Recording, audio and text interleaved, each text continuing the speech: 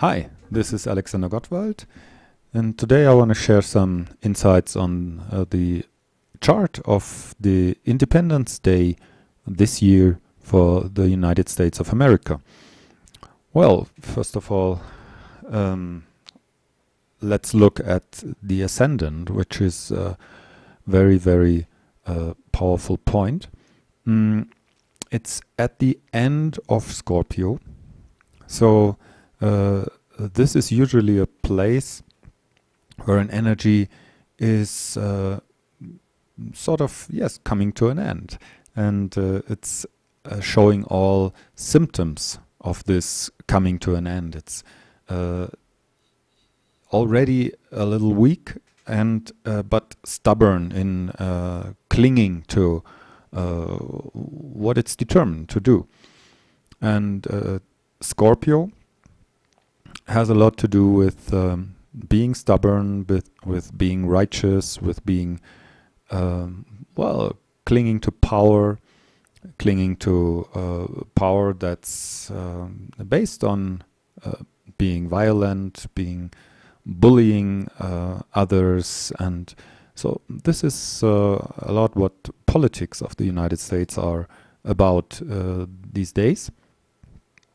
And so let's have a look on what Mars is showing us, as Mars is the ruler of Scorpio for this Independence Day chart. And so Mars is showing some very interesting aspects. And one of them is it's having these trines to Jupiter and Venus, and also Ceres. And on the other side it's having a trine to the Moon, and the Moon has a trine to Venus and Jupiter and Ceres. So we're having this big trine, and so this is a very stabilizing aspect. But with Mars involved, nothing is really stable. And what is interesting is another aspect. It has this opposition to Uranus and Pallas Athene. And Mars is in the 10th house. So the psyche is more or less exactly at the midheaven. And Mars in the 10th house in Libra. So this is pretty much the energy that the United States tend to present since World War II, where they pretended to have liberated Germany and having brought democracy, and in the end they're establishing a worldwide dictatorship under this idea of sharing democracy and peace and liberation and whatever. And it's all nicely tuned, and it sounds good.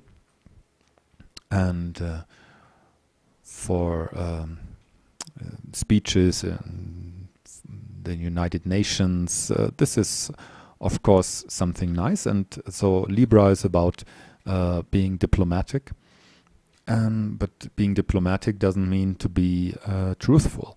I mean, diplomacy is a lot about lying. And so this Mars would pretend anything to get going what it's about. And so if we look at this opposition, Uranus and Pallas Athene in Aries, so this is definitely a very dangerous combination. Aries is about getting through the walls with the head first, and Uranus is about sudden change, and Pallas Athene is about tactic, war. It's about supporting man. It's a female energy, but it's a female energy that is supporting the man in power. So Pallas Athene is not really something like a feminist energy, I would say. It's more like, if you want to look at it in terms of women, I would say like Condoleezza Rice, or now Hillary Clinton, or in Germany Angela Merkel are symptoms of this this energy, yes, and so this is there's a lot of tension in this, and of course they are planning wars. They are planning to destroy the armies of their allies, and having them just have some specialized troops who would then have to obey to the United States and follow them in whatever war they want to make, under NATO leadership, of course. But who's leading NATO? Let's face it, that's also the United States. Well, so we have a square to this, and this is Pluto. And now let me get to the point again I made in the full moon chart. And the full moon chart also had these two yod figures, and they are still there a day later. And so Pluto has a square to this Uranus, Pallas Athene figure, and Pluto is also on top of this yod figure, and is still on the base of this yod figure here. So there is a lot of transformative potential in this chart, also for the United States. I mean, the second house is about well-being, is about physical well-being, about economical well-being. So this indicates that there might be another shift, another transformation going on.